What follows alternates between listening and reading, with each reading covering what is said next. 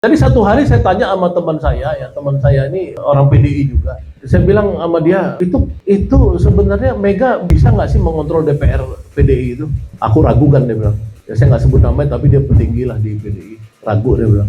Ragu. Karena apa? Karena oligarki ini mungkin lebih kuat daripada Megawati. Ini penting juga, karena sekarang memang DPR ini dia nomor 9, nomor 10, nomor 5 bisa jadi anggota DPR. Karena apa? Karena dia rupanya dibuang oleh partai, tapi didukung oleh oligarki gitu loh. Muncul sehingga di DPR ini mereka itu tidak lagi tunduk pada pimpinan partainya atau visi misi partai.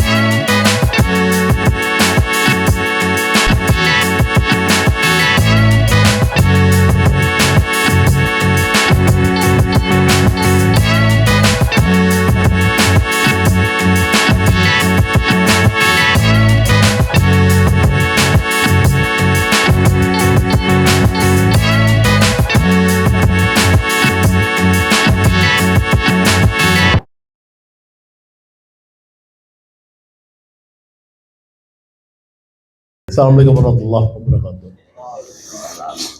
Terima kasih Bung Jumhur dan Mas Indro. Ini kalau nggak Mas Indro yang ngundang saya nggak datang nih. Karena saya tanya dulu sama Jumhur, Mas Indro masih cebong nggak di Jumhur? Karena saya ini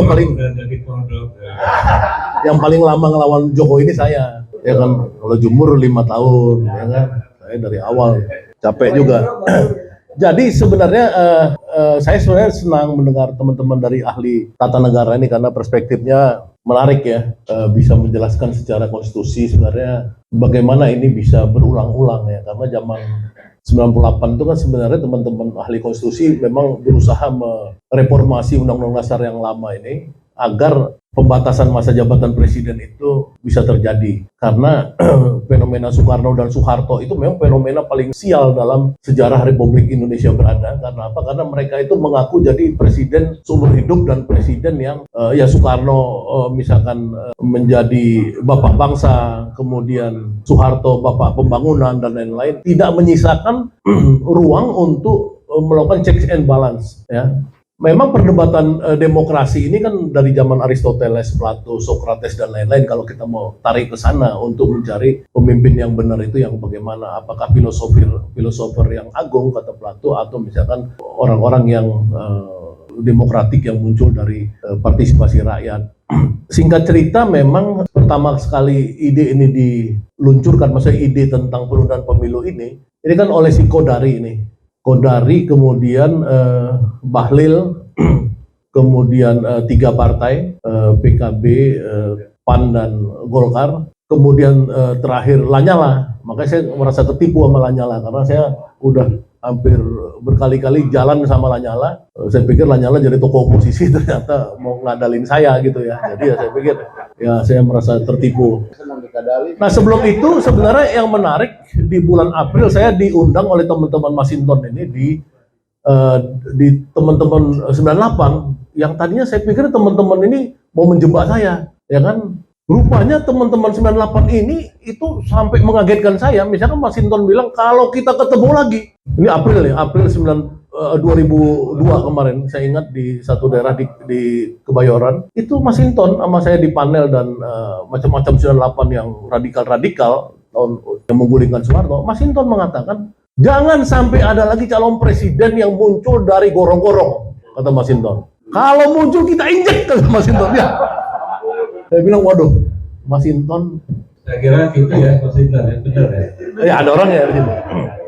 Jadi, jangan ada mendorong cara itu lagi. Nah, jangan dorong cara itu lagi. Jadi memang kegelisahan kita tentang fenomena Jokowi ini memang memuncak karena ternyata dia masuk dengan cara demokrasi tapi akhirnya melakukan pengrusakan pada demokrasi. Nah, oleh karenanya memang harus kita tentang ya. Jadi kalau misalkan tadi Bung Repli bilang saya ikut terlibat nyanyi 2024 ganti presiden, nah itu saya koreksi satu bait itu karena ada terima kasih Bapak Jokowi ya kan penuh prestasi, saya bilang jangan penuh prestasi, saya bilang jonder prestasi ya kan, jonder dia kasih nama, tidak ada prestasi kan. Kalau nggak bisa, kita nggak bisa. Ini karena dia udah mau memperpanjang diri, mau jadi presiden seumur hidup, kita langsung delegitimate aja gitu loh, ya kan. Ini orang memang udah penjahat lah. Kalau orang-orang yang memang dia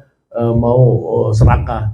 Ya, jadi kalau misalkan tadi Bung Repli bilang saya ikut terlibat nyanyi 2024 ganti presiden, nah itu saya koreksi satu bait itu karena ada terima kasih Bapak Jokowi ya kan penuh prestasi, saya bilang jangan penuh prestasi, saya bilang jonder prestasi ya kan, jonder dia kasih nama, tidak ada prestasi kan. Kalau nggak bisa, kita nggak bisa. Ini karena dia udah mau memperpanjang diri, mau jadi presiden seumur hidup, kita langsung delegitimate aja gitu loh, ya kan. Ini orang memang udah penjahat lah kalau orang-orang yang memang dia mau serakah. Nah, kembali kepada situasi sekarang, memang ada saatnya sekarang ini untuk mumpung Mas Hinton dan teman-teman, ada Bu Nur Hayati di sini dari Demokrat, Mas Hinton PDI apa segala. Ini sebenarnya kesempatan bagi kita ini refleksi untuk bisa menghasilkan calon-calon pemimpin bangsa yang memang muncul dari kaderisasi yang benar. Ya. Bukan dari gorong-gorong. Bukan dari gorong-gorong. Jadi satu hari saya tanya sama teman saya ini orang PDI juga. Saya bilang sama dia, itu sebenarnya Mega bisa nggak sih mengontrol DPR PDI itu? Aku ragu kan, dia bilang. Ya saya nggak sebut namanya, tapi dia petinggi lah di PDI. Ragu, dia bilang. Ragu. Karena apa? Karena oligarki ini mungkin lebih kuat daripada Megawati. Nah, kenapa? Karena memang fenomena mungkin yang sekarang dikejar PDI dengan proporsional tertutup tadi yang mungkin disinggung oleh Repli. Ini penting juga karena sekarang memang DPR ini dia nomor 9, nomor 10, nomor 5 bisa jadi anggota DPR. Karena apa? Karena dia rupanya dibuang oleh partai tapi didukung oleh oligarki gitu loh. Muncul sehingga di DPR ini mereka itu tidak lagi tunduk pada pimpinan partainya atau visi misi partai. Jadi ini juga perlu kita bicarakan, apakah memang kita perlu proporsional tertutup atau terbuka untuk yang sekarang ini gitu, untuk yang sekarang. Nah ini penting di ini karena saya kurios juga waktu Hamdan Zulfa misalkan percaya tentang proporsional tertutup. Nah jadi harus ada satu paket. Jadi satu paket kepemimpinan ya. Jadi presiden yang muncul dari rakyat. Yang kedua legislatifnya. Nah di balik semua ini terakhir ini kan sebenarnya kan ada swing seperti Demokrat dan Republik di Amerika. Di sini memang ada swing di mana ada kepemimpinan yang berbasis secara sosiologis, dia mengidentifikasikan pada Islam, dan kepemimpinan secara sosiologis mendefinisikan dia kepada nasionalis lah. Bukan berarti mempersuskan begitu saja, tapi maksud saya gini, ini kita asumsikannya fakta sosial. Jadi dalam bicara sosiologi kita jangan bilang oh ini politik identitas atau apa, enggak, ini kita fakta sosial aja. Memang ada sekarang fenomena misalkan kelompok Islam ini melakukan satu pengidentifikasian diri pada Anies misalnya seperti itu. Yang begitu kuat, yang shifting dari Prabowo dulu kepada Anies. Ini ada satu fenomena baru. Ada fenomena lain yang berusaha menjegal itu, ya, terutama rejim Jokowi ini. Ya, kalau rejim Mas Hinton saya lihat berbagai gerakan juga ada ingin mengkawinkan Puan dan Anies. Ya, di berbagai ini yang saya tangkap informasi. Mas. Jadi nggak ada masalah antara Marhenisme, karena Mas Hinton ini di PDI kan kelompoknya kelompok Marhen, ya bukan kelompok yang lain. Jadi kelompok Marhen sama Islam itu dari dulu bisa bersatu. Nah, ini juga harus kita pertimbangkan ke depan ini. Ya, kalau kita sebagai sebuah negara besar dengan tema persatuan, Bung Karno itu kan menggali pada 3 isme, nasionalisme, Islamisme, dan Marxisme atau sosialisme. Nah, sekarang ini yang Marxisme dan sosialisme itu kan mengalami erosi. Marhenismenya yang ada ini adalah Marhenisme setengah sosialisme, kalau menurut saya. Nah, tapi ini dua ini harusnya bisa bersatu, dipikirkan ke depan. Jadi kita kaderisasi yang kuat untuk calon presiden, untuk legislatif, dan kemudian memikirkan sosiologi. Karena kalau secara sosiologi ini tidak ketemu, perkawinan antara Islam dan sosialisme ini, ya sosialisme bukan Marxis ya, ini memang bahaya ke depan. Ini akan terus berkelanjutan, segala cara ya akan dipakai untuk saling menghancurkan. Itu aja mungkin saran saya sebagai ahli sosial, bukan ahli tata negara, Mas Indro. Terima kasih.